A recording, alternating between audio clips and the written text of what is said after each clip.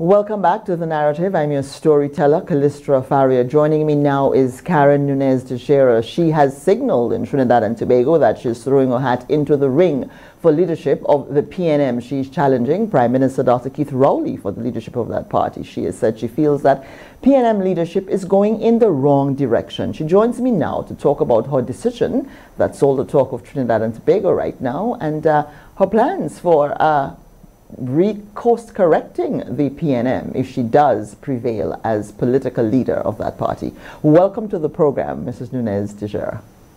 And thank you for welcoming me to this show. And as I indicated to you, like most Trinidadians, we have connections with Grenada, and I certainly have it through my grandmother. And I'm very happy to be part of your show and to be part of what I consider part of our CARICOM region. And we're happy to have you. Every time I interview someone from Trinidad, they tell me about their Grenadian roots. It seems as if all of Grenada, we made Trinidad. That is really true, you know. There's a lot of truth there. Either St. Vincent or Grenada. You know, when I had the chief secretary from the House of Assembly in Tobago, we spent quite some time talking about his Grenadian roots. He couldn't help letting me know about who his people are here in Grenada. So we're all connected. We really are, yeah? We really are. And a powerful basis for our CARICOM. So absolutely. You have indicated just a few days ago, you said that you will contest on December 4 when the internal elections comes up for the PNM, that you will contest. Why? I know everyone over the last few days has been asking you why. I'm asking you again, why? Yes, and you know, that's a fair question because if you watch the international shows, sometimes they say why the same story over again, but that's because obviously they need to reach a wide audience. So to answer your question, in the last few years, I've always been interested in politics, but rather more as like most people, not directly involved in it, but always had an interest. Within the last 3 years, I decided to start writing articles, and the more and more I wrote articles, partly because of my own former position as a lecturer and writer on legal texts, you have to do research. So I was very committed to doing the research before ever I wrote anything. And the more I did research and the more I looked at the political landscape, especially in the context of Trinidad and Tobago, the more and more I became convinced not only that something is wrong, I think a lot of people felt that, but I also felt I had some contribution to make. And so that, to answer the question directly, having muddled with it, having passed it through my mind for maybe, I think, 2 or 3 weeks, really, when I really started seriously considering it. Out of the blue, from my point of view, I was approached. And when I was approached by a team, some of them having been former cabinet ministers themselves, who felt I was the right person, I guess it's the time of women and looking at what Mia Motley was able to achieve. I don't know if that was encourage them. But in any event, that is when I was faced with the dilemma of, was I really willing to make that step? And after consulting with my family and consulting with my own self, I came to the end of the day to know that this is what I have to do, what I need to do. Of course, you are no stranger to Dr. Rowley. You were in the cabinet. You were former finance minister of Trinidad and Tobago. You're also an attorney at law, and you actually taught Peter David, an MP here in Grenada. I mentioned your name just the day before, and he said, "Oh yes, she taught me. She taught me." So is it difficult for you to consider challenging Dr. Rowley when I saw you referred to as his friend as well? Yes, I don't know if I ever used that word. I know the word was used to me. I'm saying the word was used. I'm not sure if you described him as a friend. No, I don't mean any offense by it. I don't want you to take it the wrong way. Only because I think if one uses the word friend, that has a very strong meaning. I'm sure for yourself, you will say, yes, I know a lot of people, I have a lot of acquaintances, but friends, that's a different category. But what I would say is I certainly felt welcomed by Dr. Rowley when I came into the cabinet, especially in the position of Minister of Finance, which I think a lot of people in the cabinet were surprised and maybe they weren't happy about it. But he certainly did not do that. He did not show me that. In fact, he showed me a welcome.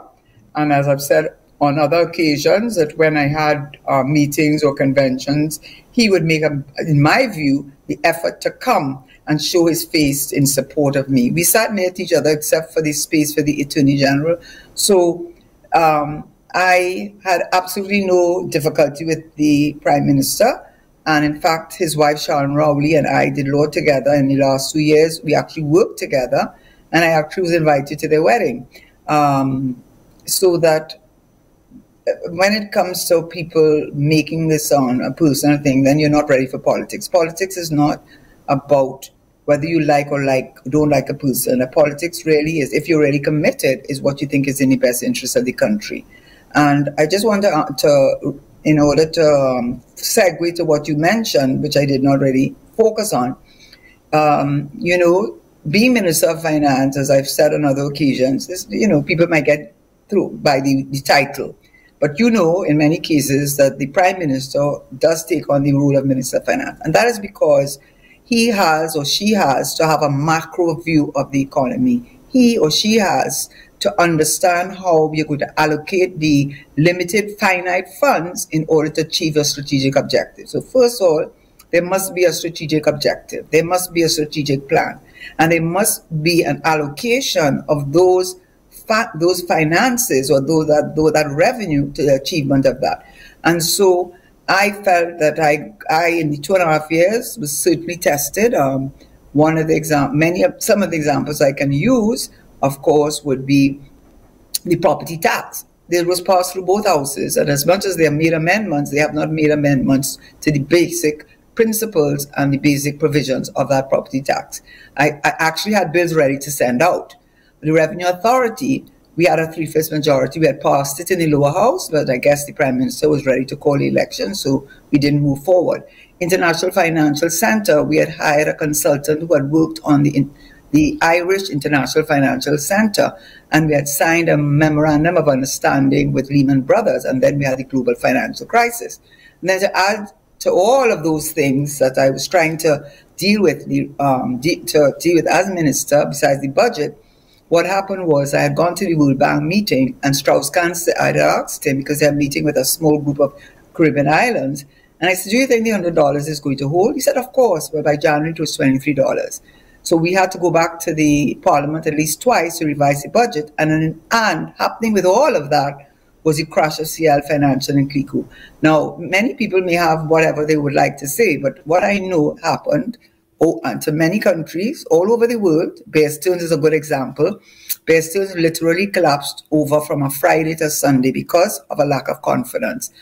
All the main financial institutions were in great trouble. There were people lining up in South America wanting to get their money out because they had no confidence. And I think when one looks at how the matter was handled, with the support of the Prime Minister and my permanent secretary, I think the fact that there was no panic, that there was no lining up, there was none of that, that in the context of managing what was a because you have to understand, CL Financial controlled 51% of Republic Bank, was the largest landowner other than the government. As we talk about the CL Financial issue, in Trinidad, it worked out well for the investors there and the policyholders and so there. But we have a situation where the smaller islands of the OECS are still struggling and still waiting on Trinidad and Tobago to make good on the mess that CL Financial created. It really is not a success story, not for the smaller islands. Correct. And what I will have to say in answer to that, that's where leadership makes a difference, because at the time that we demitted office, I want to put it nicely, in May of 2010, Standard & Poor's had put us on a negative watch because, of course, it was a calamitous situation that had happened. We went up with the governor and the permanent secretary and met with Standard & Poor's, and they took us off a negative watch because they were satisfied that we were handling the issue with Colonial Life and CLICO and British American well. Now, when you leave government, that's the importance of leadership. You change governments, you change parties, and the leadership takes charge. I was no longer in the government. I certainly was not in a leadership position, and I certainly was not in a position to find myself having access to information, material, and how they handle it. But I can tell you that at the time when we left office, with the guidance of the governor, I have to say the Inspector of Financial Institutions, but I would say a lot the governor and my permanent secretary. I would say an Ozzy Osborne. I'm sorry if I don't get the name right. But I think with their guidance, we had inspired confidence in persons that we were going to get it right. And that didn't only mean for Trinidad, but it meant going up the islands. Unfortunately, we left office, and whatever was done, I sat at the sideline bitterly, I can have to tell you, but I was not in office, and there was nothing that I could do. There was nothing that I could do. Maybe the people of the OECS will have to back you for leadership of the PNM, and then back the PNM back in office, and then we might get a resolution to this problem in the smaller islands. We're not talking about taking Trinidad and Tobago to court, but you know, getting back to the issue, getting back to the issue of you seeking leadership. I had Winfred James on my program, and he talked about how you are being you're not part of the Rowley group. You're coming from the outside. You're an outsider. Yes, you're PNM, but you're an outsider challenging the Prime Minister, and that sort of thing is not really. There was, of course, the Rowley Manning challenge, but that is not normal practice and the culture within the PNM. What do you say to that? Well, it depends on how you define an outsider, and I have spoken many times to the two James brothers who have been particularly helpful when we were dealing with the situation in Tobago with the 6-6. So he's right. When I say I'm not part of the Rowley inside group, perhaps I might take that as a compliment. Maybe I take that as a compliment. Maybe I feel that a lot of people, at least the texts that I have received, the calls that I've received from all levels of society, you will not believe who they would be. They would not be the ministers sitting in government, because they would be foolhardy to contact me at all, and I would not encourage them to do that. But I would say that in every instance, everyone, regardless of what their political views may have been, a breath of fresh air. We want to thank you for having the courage to stand up. We needed somebody to take on the leadership of Dr. Rowley. So if I'm not part of the inside of that group, I will tend to take that as a compliment to me.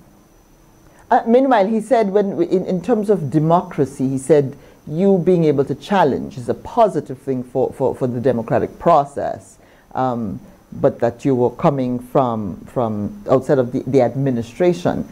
And if you should prevail on December 4 and become the political leader, you would be the political leader while Dr. Rowley remains in charge of the administration itself. Do you feel that might pose a challenge for you in really getting control of things in the party?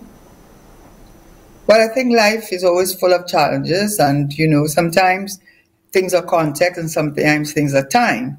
And I think I have been gotten a lot of my feet wet, so to speak, in many ways, more than I can even say to you, that will let you know that I am not going into this with my eyes closed or with wearing,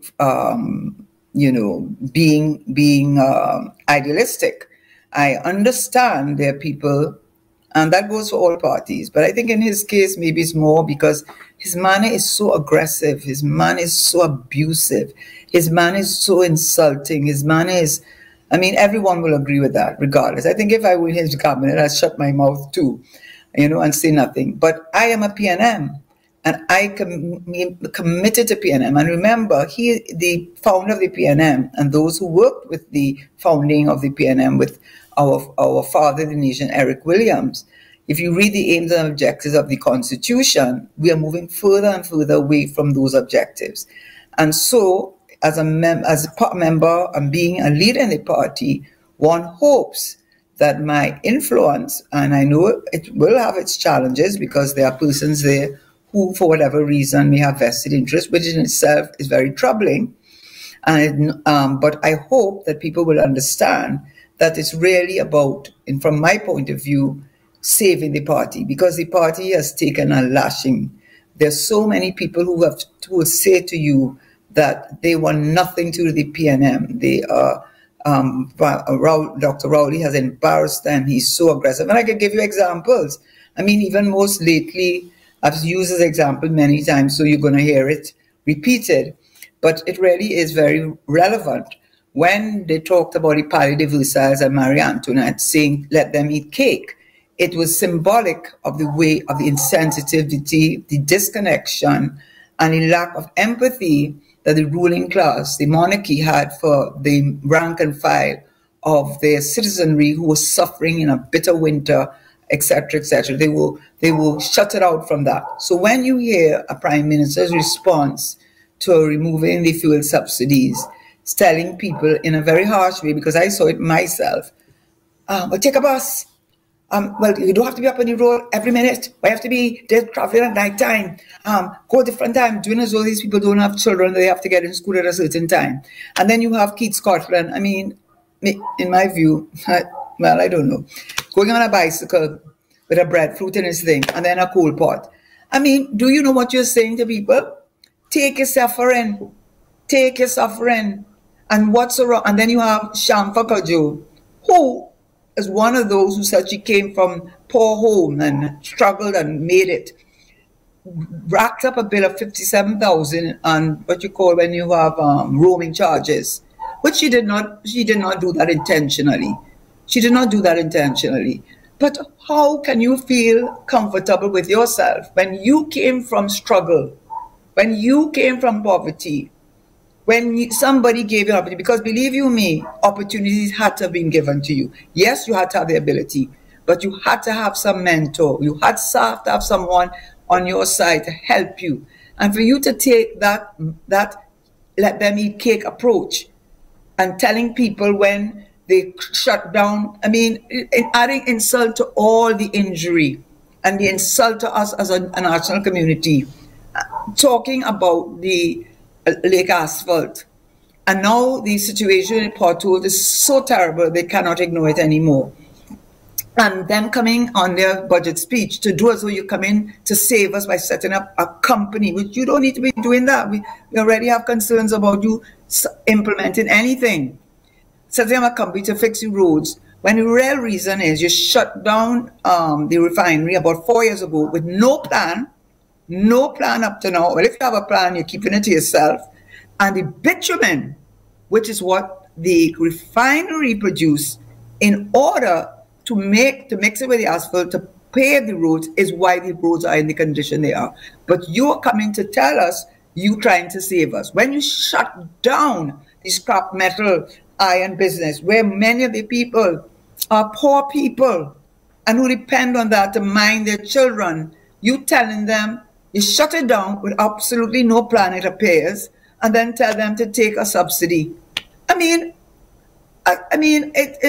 it defies language. It defines language. When you have a prime minister who can associate himself with AV drilling, that every independent report from international organizations said that the oil was not delivered. And you had your senior counsel, Deborah Peake, saying, let us challenge that arbitration that was made. Let us go with it. And you do not do that as the government.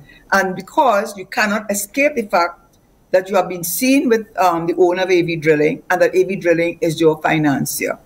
When you move the Minister of Housing to tourism, and you as Prime Minister take that position for about 8 or 9 months, during which time a framework agreement is signed, which nobody knew about.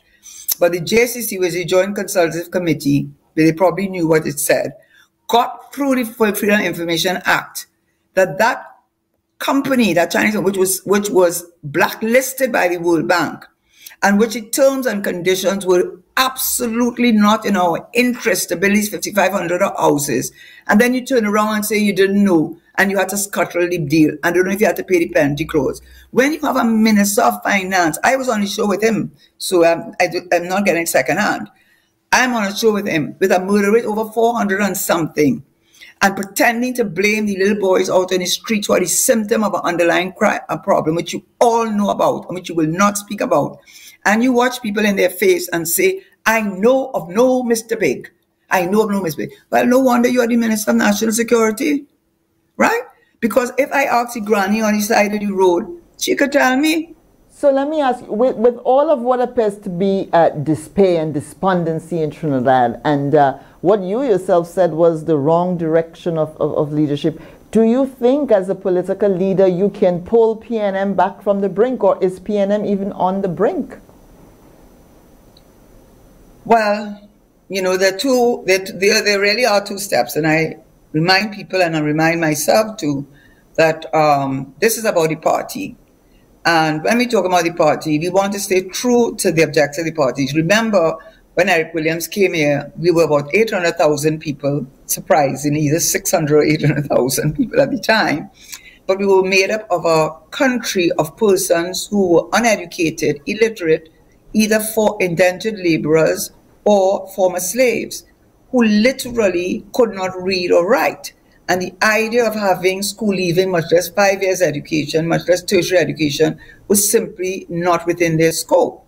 So when you see that your first prime minister entered into Concordat, now why is the Concordat so important? Because it said that all the denominational schools, that 80% of the students who did this national exam, they were to be admitted to these schools on the basis of merit. The next day in the Guardian of the Day, they put a picture of Hitler next to the prime minister. So you have to understand that as a party, you have a responsibility not to have people living on subsidies. That's not what it was intended to, giving you an education. Education was to free you. And what we are seeing here, that they are, I don't want to say 1% because I'll go as far as say 5%. And we don't have time to go into all the policies that benefit them, including the public-private partnership, including having land to put a house on, including not being able to go to the bank for a loan, including the fact that I'm talking about the local private sector, are risk averse. And people like myself and you could not go into then Barclays Bank to take out a loan, and why the government had UTC, which has been phenomenally successful and which caused them to adopt many of the policies and financial products that UTC came with. This is why the government knew that we couldn't go to those banks to get a loan, which is why they had the Penny Bank and First Citizen. So what I am saying is the government understands, using the Keynesian, a model of the Keynesian policy, is that you are not dealing with a population that's thousands of years in existence and gotten all the time to get it right or wrong, or America with hundreds of years. You are dealing with essentially people who came from disadvantaged situations, and you as a prime minister have a responsibility to take those people at the lower end and make them entrepreneurs, because that's what they want. All they want is opportunity. That is what the Concordat did, because if that Concordat hadn't happened, many of the doctors and lawyers and accountants and nurses that we know of today would not be there. And we be able to say, see how they're stupid, that's why they didn't reach anywhere, because they're stupid. And that is what America has meant to many people. And what the government must mean to us is not a matter of a handout, it's a hands up. And there are things that the government can do. One of the things that the Prime Minister said he was going to do, but that is their problem, they don't implement. So they don't ever implement. It's 8 years and they implement a verse, and they have done it to their self-inflicted wounds. He said that he would cap the exemptions for cars to 350. And I agreed with him. He didn't do it. And to his credit, he did not use more than 350,000, whereas many of his other colleagues, both on his side and the other side, got exemptions totaling over $1 million, which could build somebody's house. So he did not do it. But what he did not do is implement that ceiling on that tax, those duties. And that is consistent with the lack of implementation generally of this government. The fact that you can't rely on the word of the Minister of Finance. One of our very respected journalists in the spotlight on the economy, said Minister of Finance, for 7 years you have gotten the production numbers in gas wrong. And we well know we are an energy-based economy and we are a function of price and production. And he tried, in my view, he said, well, that's when we used to get it from the Ministry of Energy, but now we're getting it right. Franklin Cannon is dead, he can't speak for himself, but I take it to mean that you're saying Franklin Cannon didn't know his job, and you're also saying that you're not taking any responsibility for giving wrong numbers. So what I will say is that what is needed and what is not done is implementation. It's no good telling me about what you're going to do. 7 years now, we're tired of it. And it's no good shouting and buffing us and not taking any responsibility. It's disgusting. And it's no good seeming to focus only on a small percent who don't need your help. They're the fatted cows of Trinidad. And if he looks at Lebanon, if I may use that example, the World Bank, I believe, did a study of 139 countries. Lebanon came 139th as one of the worst countries in terms of the economy. And do you know what they identified as the reason? The corruption, nepotism.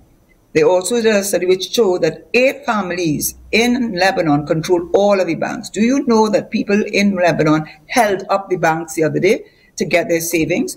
Do you know that? You saw that? Do you know that their lira now to the US dollar, it would have been worth $800. Now it's worth $30. So you cannot underestimate the impact of inflation. And our inflation is not driven by what they call pull. There's a pull. It's the opposite. Not demand, pull. It's the opposite, which means there's no consumer confidence. But what you have is a huge food bill, and yet you are allowing all of these international franchises to dot our landscape, increase the cost of the non-communicable disease, because that's the main problem. Why are they being given the licenses to operate? They use up our foreign exchange. They do not add to the productive capacity in our country, and the salaries they pay is to make sure these people stay right where they are in a cycle of unending poverty. And this government has, after 8 years, you sat down for 30 years as a cabinet in government. You don't understand your responsibility as a member of the PNM. So if you want to attack me, I think I am trying to live true to the PNM. I am trying to do what the PNM was supposed to do. I want to thank you so much for joining me on The Narrative, Karen Nunez Tesheira.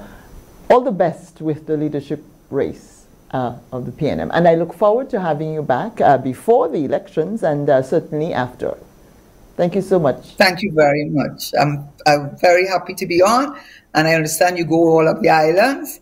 And I have family married to people from St. Kitts, St. Vincent, so we are real Caribbean people. It certainly is a rainbow. Thanks so much for being on. All right. Thank you. This is The Narrative. I'm your storyteller, Callistra Faria. I was speaking there to Karen Nunez Tesheira. She is challenging Dr. Keith Rowley, Prime Minister of Trinidad and Tobago, for the leadership of the PNM. That election comes up on December 4. But as we heard from her, some voting taking place days before that, and the process being drawn out over 9 days, which is raising concerns for her. The Narrative continues in a moment.